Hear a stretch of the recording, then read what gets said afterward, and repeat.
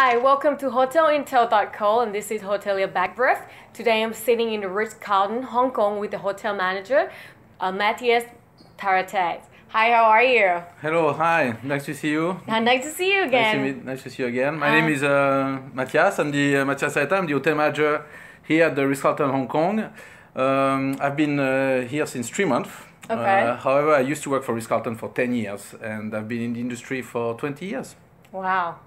So first question, where did you first cut your teeth in the hotel industry? Well, I always wanted to do the same job as my father. My father was a chef, so I started as a chef. I did a cook apprenticeship back in '88. But I quickly realized I didn't have the passion for the kitchen, so I went to the hotel school in Lausanne, in Switzerland, and that's once I graduated from Lausanne that I really start to work and following my career path. So you started from becoming a chef?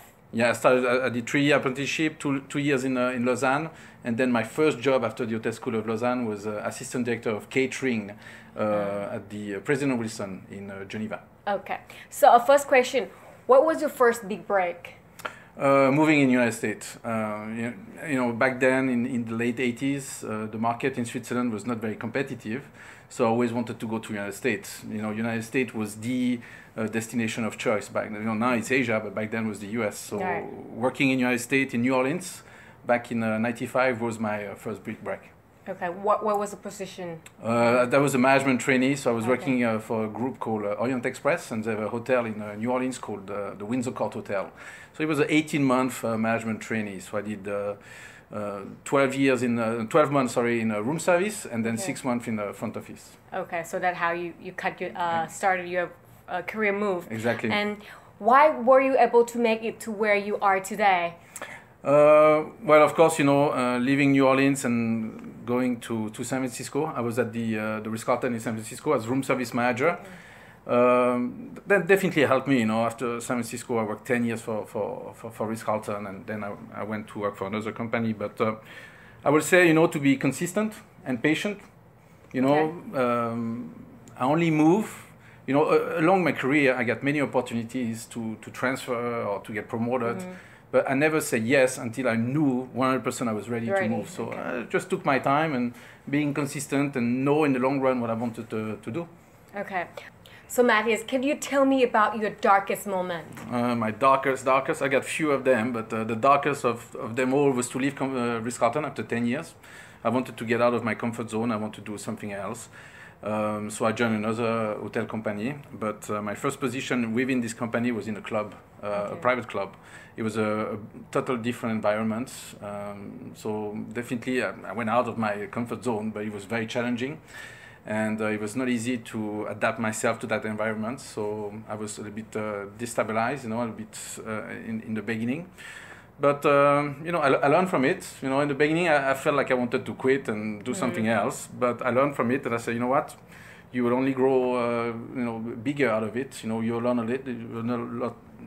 a lot out of this challenge. And so I didn't give up. You know, and then you learned something out of it. I learned something out of it, and you know, it was. See here, I got out of it. Yeah.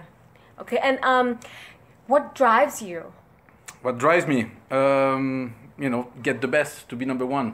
You know? And in today's world, you know, in the hotel industry, everything has been measured. You know, you have score, you measure, you compare.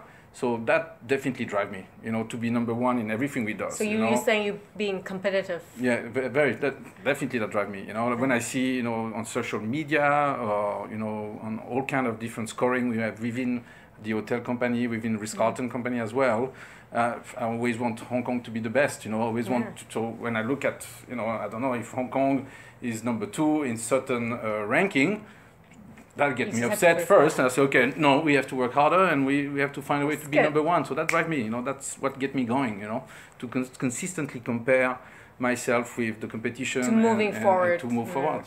Okay. Do you have a mentor, and if so, who and why? Just give me some names. Okay, you know what?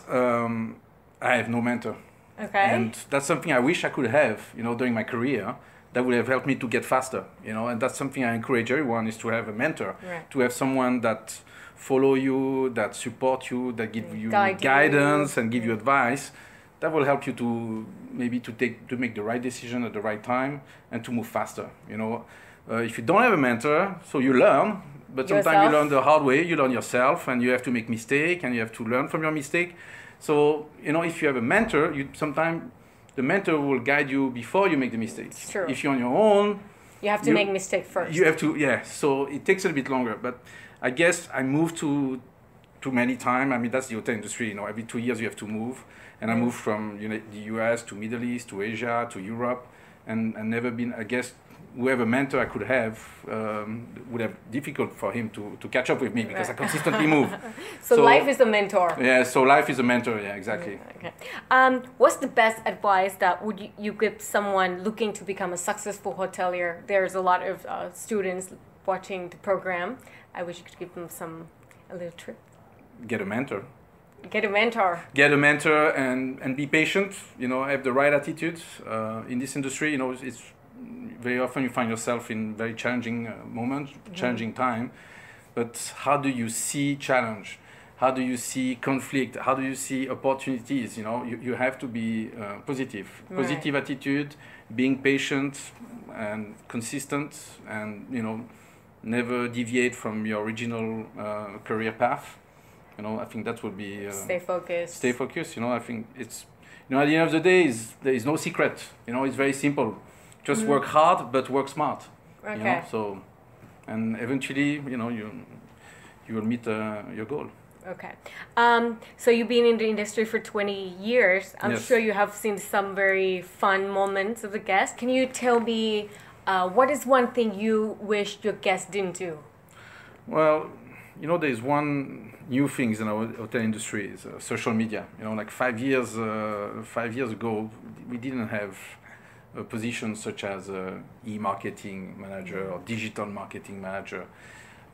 So if guests will complain, you know, they will send us email or write letter or call us. More private. And so now, of course, you know, it's everything is on, you know, is on a social network, which is very good. It's a very important tools in our industry. Of course, for us, they help us a lot to communicate our service and who we are.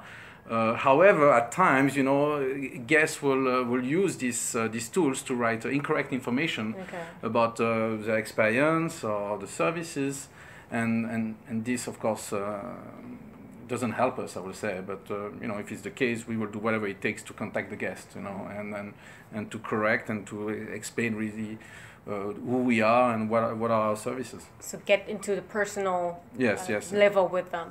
Okay. Thank you very much, Matthias, for the time today. Pleasure. And thank you very much for watching. This is Hotelier Backbrief. Stay with us, and until then, goodbye. Bye-bye.